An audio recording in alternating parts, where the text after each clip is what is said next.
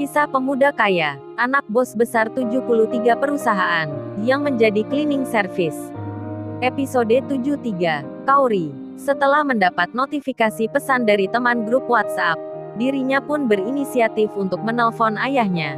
Lalu, ia pun keluar ruangan. Detik-detik kabar pun akan beredar. Kenshin tentu tak sadar jika keluarnya Kauri akan membawa berita tentang dirinya. Teng-teng, telepon pun dimulai. Jauh di tempat berbeda, di suatu ruang kerja, Pak Henry, yang merupakan bos di perusahaan, sekaligus ayahnya Kauri, terlihat sedang bersama beberapa staf penting lain. Tiba-tiba, terdengar telepon di meja kerjanya. Kring-kring, kring-kring. Pak Henry pun beranjak menuju meja tersebut. Lalu, diangkatlah telepon. Kemudian ia menjawab, "Halo, selamat pagi dengan PT Intel Corporation." Kauri langsung menyelanya, "Yah, ini Kauri. Ini mau tanya ya, apa ayah pernah dengar ya perusahaan yang namanya Century?" Mendengar tanya Kauri, Pak Henry yang memang sudah banyak pengalaman ini bertanya balik, "Emangnya ada apa kamu tanya itu?" Kauri menjawab, "Ini mau tahu aja ya. Soalnya Kauri saat ini ada di rumah sakit." Karena ucap putrinya seperti itu, tentu saja ayahnya langsung khawatir. "Loh Kaur, ada apa ini? Kenapa pagi ini kamu di rumah sakit? Berarti kamu tidak di kantor nih?" Putrinya pun menjawab, "Iya ya, Kauri saat ini gak kerja." Masih dengan rasa khawatir, ayahnya bertanya lagi, "Lantas, siapa itu yang sakit Kaur?" Kauri menjawabnya agak terbata-bata, "Ini Kenshin ya." Ayahnya menyahut, "Emangnya ada apa dengan tuan muda?" Kauri menjawab, "Ini ya, Kenshin lagi dirawat di rumah sakit ini." Lalu ayahnya bertanya, "Kamu kok cepat di situ Kaur? Dari mana kamu dapat info itu?" Mendapat tanya tersebut Kauri agak gugup. Dia tentulah ayahnya curiga, kok begitu perhatiannya dia sama tuan muda. Lantas Kauri pun menjawabnya, "Itu ya, tadi malam Kauri dapat info dari teman. Katanya ada aksiden kecelakaan di Jalan Watiman, yang jadi korban salah satunya seorang cleaning service." Jadi Kauri cari-cari info, dan benar saja ya, ternyata ini Kenshin. Ketika mendapat kepastian kabar itu, Pak Henry pun menjadi panik juga. Lalu ia bertanya lagi, "Terus Kaur, gimana keadaannya nih tuan muda?" Kauri menjawab, "Sudah sadar ya, sudah bisa bicara." Setelah itu Kauri mengirimkan alamat di mana saat ini ia berada. Kabar pun menyebar. Suasana di kantor seketika itu berubah menjadi tegang. Terlihat Pak Henry bersiap akan berangkat. Begitupun dengan para staf penting lainnya, yang baru saja mendapat informasi tersebut. Kauri, setelah menelpon ayahnya, ia pun berjalan, akan masuk kembali ke ruang Kenshin. Namun, tiba-tiba ia didekati dan ditanya oleh seorang wanita. "Maaf Kak, mau tanya, ruang pasien yang dirawat karena jatuh dari motor di sebelah mana ya?" Kemudian Kauri menjawab, "Kalau boleh tahu, orang yang Mbak maksud, laki-laki atau perempuan ya?" Wanita itu pun berucap, "Laki-laki Kak."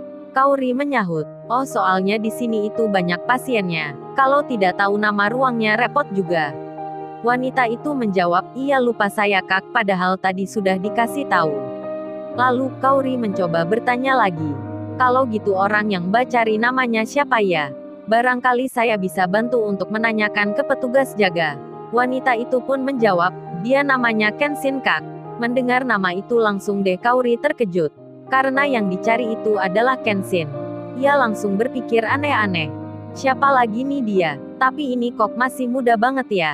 Rupanya Kauri belum pernah melihat dan mengetahui tentang cewek ini. Lalu ia pun bertanya lagi, "Mbaknya siapanya Mas Kenshin ya?" Gadis itu pun menjawab, "Saya adiknya." Jreng-jreng, Kauri salah sangkah nih. Tanpa pikir panjang, instingnya pun main. Segera saja wanita yang belum ia ketahui namanya itu diajak masuk ke dalam ruang yang dimaksud. "Ayo mari Dik, ikut kakak."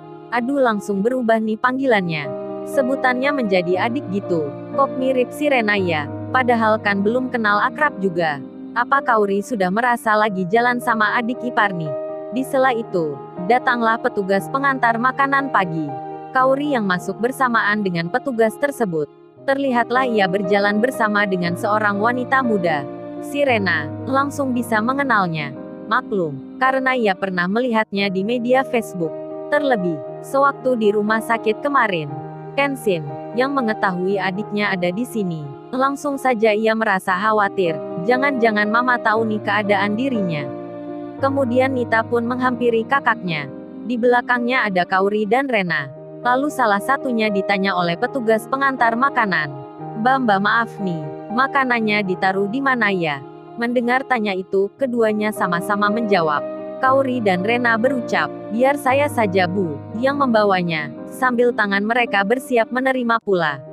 Wow, kok bisa sama gitu ya? Padahal kan kagak pernah latihan. Belum pernah janjian juga. Jadi ribet nih. Dua cewek bersikap sama. Apa lantaran efek dari virus merah jambu ya? Bisa menyatukan hati manusia, meski berbeda nama dan jenis asalnya. Kenshin pun mendengar. Begitupun Niken, Naura dan Dewi. Tentu saja mereka merasa aneh dan curiga akan tingkah keduanya. Lalu, petugas pengirim makanan itu beralih ke Yuan. Hal yang sama pun ditanyakan. Namun kali ini, sang pengirim makanan itu bertanya ke arah tiga cewek yang ada di belakangnya Kaori dan Rena. Siapa lagi kalau bukan Niken dan temannya itu? Berhubung Naura yang lebih dekat, maka ia pun menjawab. Sini Bu, biar saya aja yang menaruhnya. Aduh, perhatian banget nih Naura ke Iwan. Si Iwan pun menjadi deg-degan hatinya. Apa ada tanda-tanda gitu ya? Apa mungkin juga ada yang sama layaknya Kenshin? Yang jelas, saat ini Iwan merasa bahagia sekali, meski di tengah duka dan lara.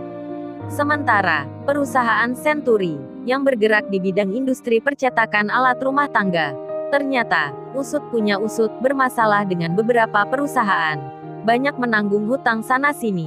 Pemiliknya pun jadi frustasi. Karyawannya pun banyak yang mengundurkan diri.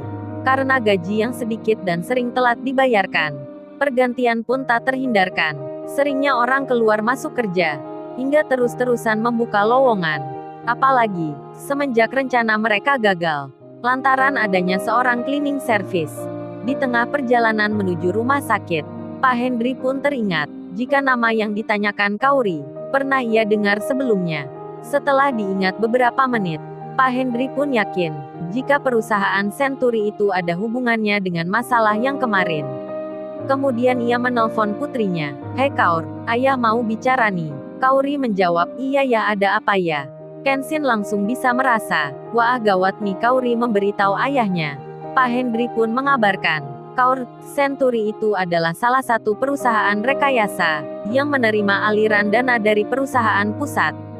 Kaori yang mendapat kabar itu, langsung menjawab, berarti ya perusahaan Century itu, masih ada hubungannya dengan kasus yang kemarin. Ayahnya menyahut, kayaknya seperti itu Kaur. Setelahnya, Kaori bertanya pada Niken yang ada di belakangnya. Maaf Mbak Niken, apa mbahnya pernah mengetahui nama Century ya? Niken pun menjawab, iya Mbak, saya pernah dengar nama perusahaan itu. Nampak si Rena mendengarkan dan hanya bisa memperhatikan. Dirinya tak mengerti tentang apa yang sebenarnya terjadi ini. Kaori pun bertanya lagi, apa Mbak Niken punya teman atau kenalan di situ ya?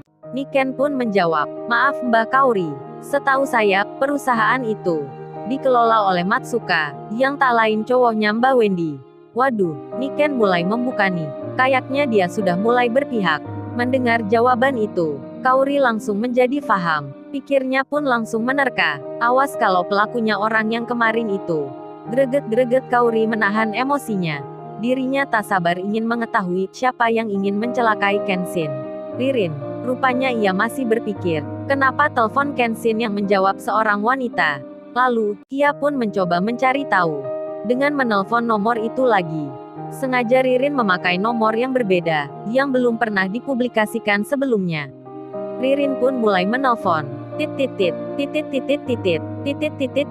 HP Kenshin berbunyi. Berhubung Nita yang paling dekat dengan HP itu, otomatis ia pun mengangkatnya. Nita pun bicara. Halo, assalamualaikum.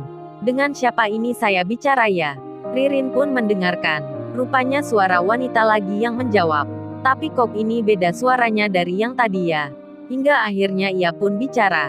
Waalaikumsalam. Maaf ya Mbak, bisa bicara dengan Kenshin ya?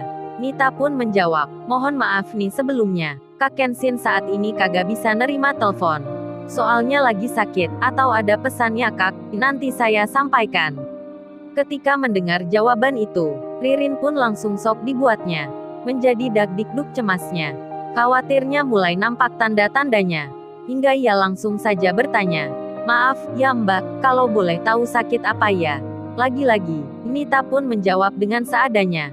"Ini terjatuh dari motor dan sedang dirawat di rumah sakit." "Rumah sakit mana ya Mbak?" Tanpa jeda Ririn langsung bertanya. Karena hal tersebut si Nita langsung menyebut alamat itu. Lalu, bagaimana kisah selanjutnya? Subscribe channel ini untuk episode berikutnya. Terima kasih.